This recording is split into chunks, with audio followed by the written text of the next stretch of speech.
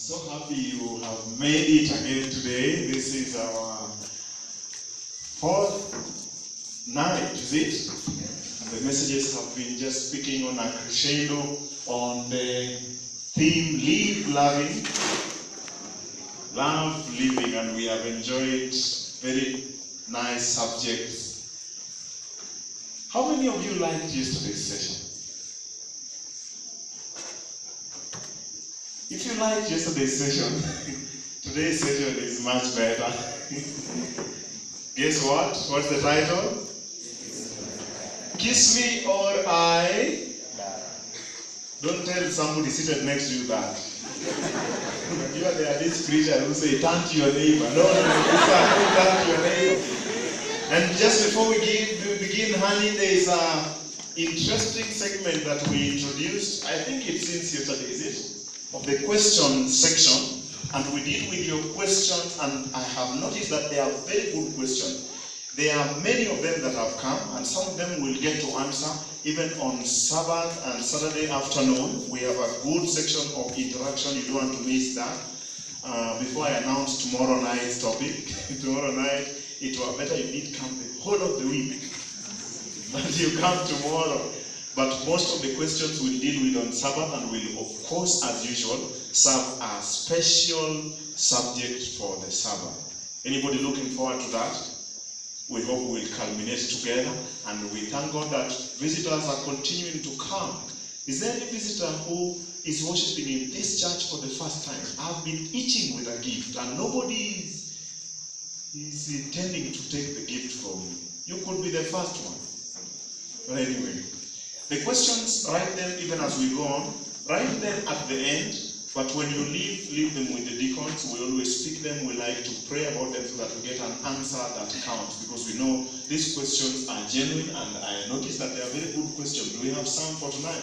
Yes, we have several for tonight. Let's go. Question one. The first question is, what is the issue when a girl seduces a guy she's interested in, or rather, she's the one who shows interest first? What's the problem with this? Oh, Chineke. There is everything wrong with that thing. That's the answer. Everything is wrong with it. So I just need to mention what is wrong, isn't it? The things that I know are wrong. And men were meant and built to be hunters, to be chasers. And men will not get anything, they just like things being given to them. Women are givers, men are takers. So you are working against your own interest to give him what he has not asked for. If you look at even the cycle of love, and today we won't talk about even sex, a man is required to work very hard at giving, in chasing, in pursuing, in following a lady. That is the divine order. Even in the animal kingdom, that's how it works. If you like that guy, go and pray that God will open his mouth. But you as a lady, am I saying the truth? Yes. First, it's not divine order, as you have said. The second thing is, when you have asked, just reason with me, you have gone and said, honey, I'm very interested in you. Then he says, oh, okay, what next? Will you come back again and say, now, honey, will you marry me? Then now, let's say he says yes, you've gotten him to the house. Will you constantly be the one to lead that relationship? And a lot of the times we have ladies who are the ones who are leading their homes. And the times when you have ladies leading, a lot of the times you're setting yourself up for lots and lots of trouble. So it's not an equation I would advise any girl to get into. Don't say it. If he can't say it, he's not the one for you. And that's why the Bible says in Matthew chapter 19 verse 5, and it said, for this cause shall a man leave father and mother and shall cleave. This word cleave does not exist in English. It's a loose translation. From Greek, it means to pursue. It is God's order. Even when you get into a relationship, What makes many marriages not work is men stop pursuing their wives. It is supposed to be that ninamkatia hata leo umeona nimemwekea maji hapa, isn't it? Bado tunaendelea ku. So ukianza saa hii, you will be in big trouble. You'll be in big trouble. I hope that suffices for that answer. Question 2, do we have another one? My girlfriend is so much in love, and she sometimes asks for sex, even if I'm not willing. She's not evil-minded. She's just sometimes, once in a while. Please address this too. That's a question. All right, we would like to follow the thought of the question. We said love is pure, isn't it? So I think this one needs to get out of here first. And then, she is not evil-minded, but she wants sex. And you are not married. That's also a contradiction. She wants once in a while. Of course, even men always want once in a while. There's nothing new there. Every once in a while. In fact, men want every once in a while. Don't steal what is in the subject today. But you want me to address this, that your girlfriend has asked for sex? Marry her, then have sex. Waiting for that to sink. I'd also want to ask, in what environment do you meet? Because that environment that, you've gotten to environments where somebody is feeling they're so comfortable, they can even ask for sex, I would question certain principles that are already happening in the relationship. Don't steal the presentation. We put a comma there. Marry her and do what? The next question.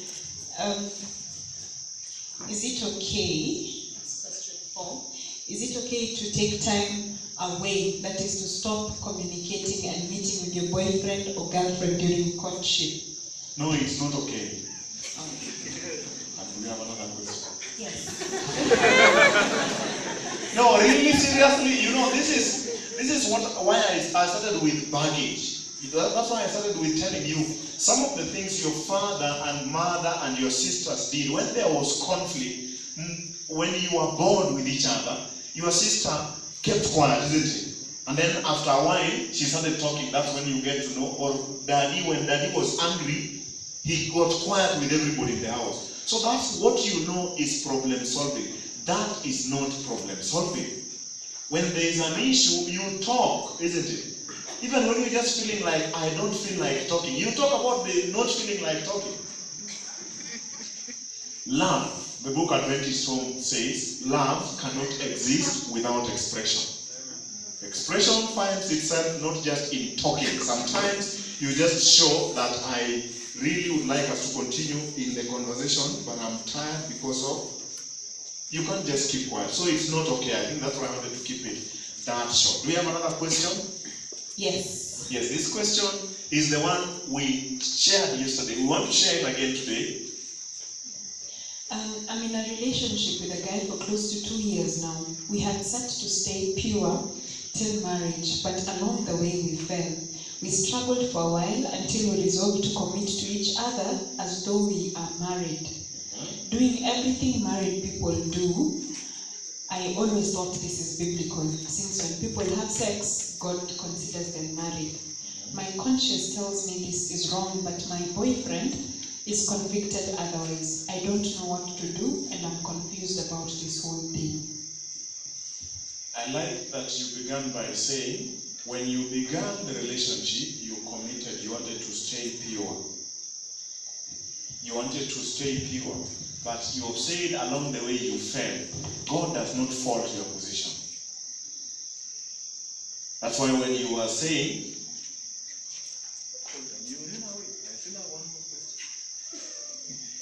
that's why when you are saying that you are doing everything married people do, that means you're having sex. Yeah, that's how it's supposed to be interpreted. You thought it is biblical. Your thoughts do not, actually, you can't prove that in the Bible. And you will see that that is not being married. You thought that when people have sex, God considers them married. No, when people have sex when they are not married, God considers them fornicating. Are we together on that? So I think I need to clear some of these things, and as we go along, you'll see the principles. I also like it that you say your conscience tells you that this is wrong. That is the voice of reason. Do not follow a multitude to do evil. That's what the Bible says. Whatever your boyfriend is convicted, you should follow what you know is right. And this session for you today will be a good help.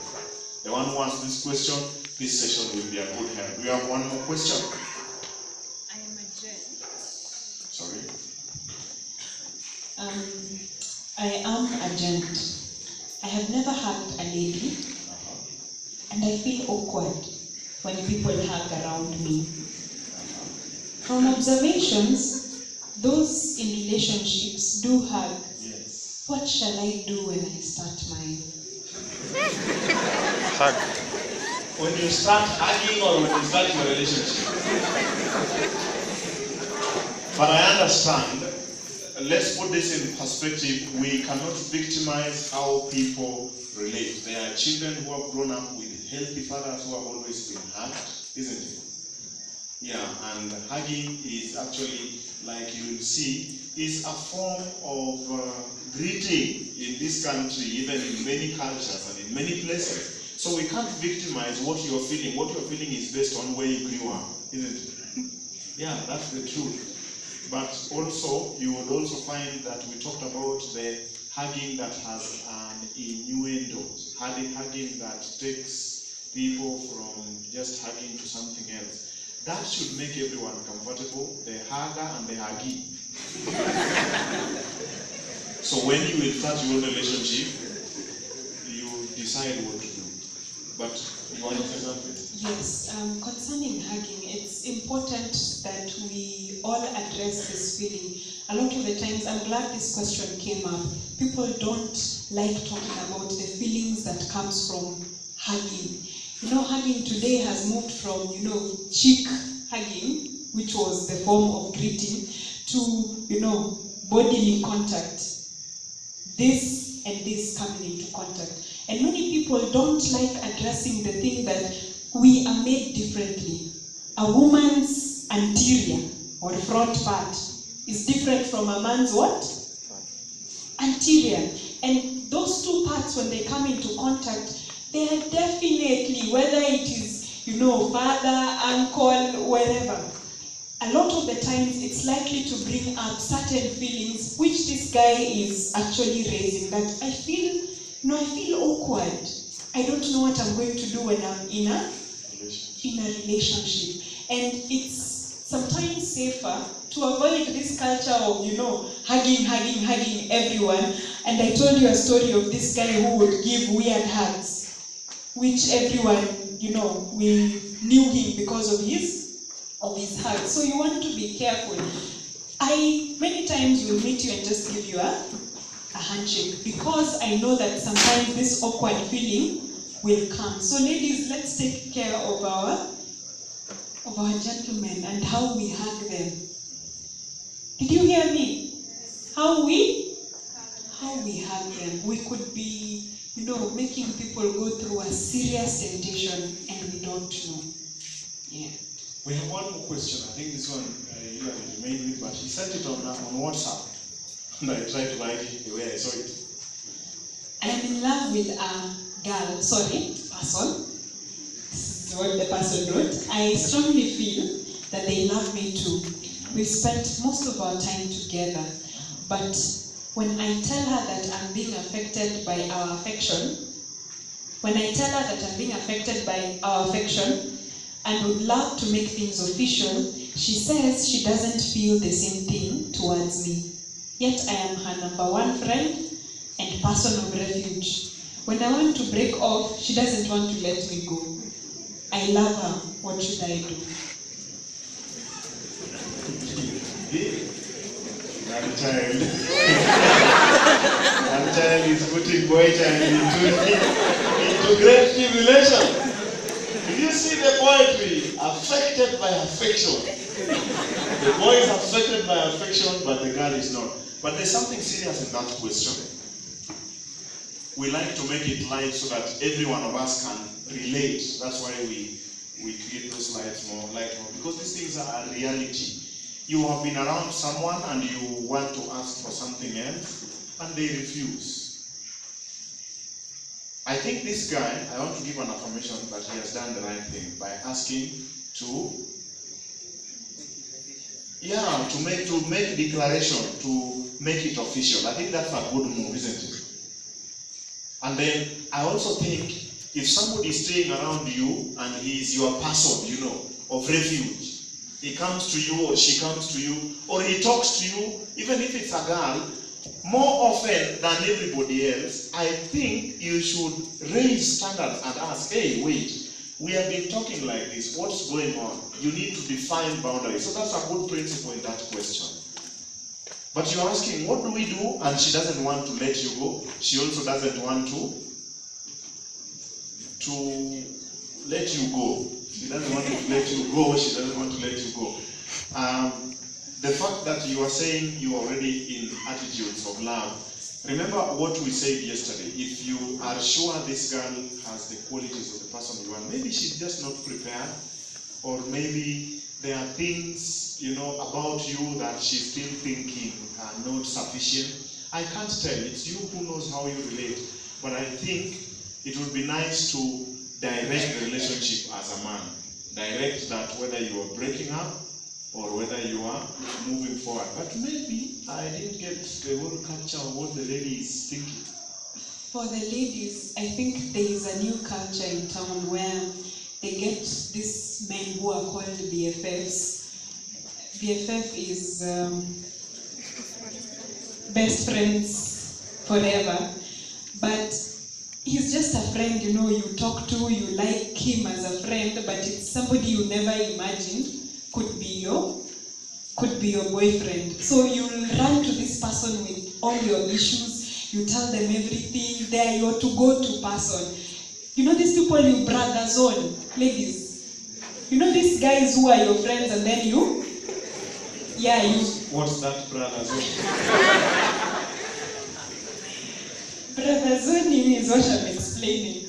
Where you have this friend who is a very close friend of yours, you share almost everything, but for you as a lady, you have no feelings towards this person. You never imagine that, I could be married to this person. You're just brother. Okay. They are just... Yeah. Yes. And there is a danger in this. The danger is whenever as a lady or a man you have reached very close friendship zones, what is bound to happen is the thing that is happening in this question. Attachments develop. Whenever you have issues as a lady, do not go to a man with your issues. Whether the man is an elder or wherever, because attachments are bound to develop. Men, when you have ladies coming to you with their issues, listen and say, oh, I know sister so-and-so, can I refer you to her? It will prevent you from such messes. All right, I also know of my very...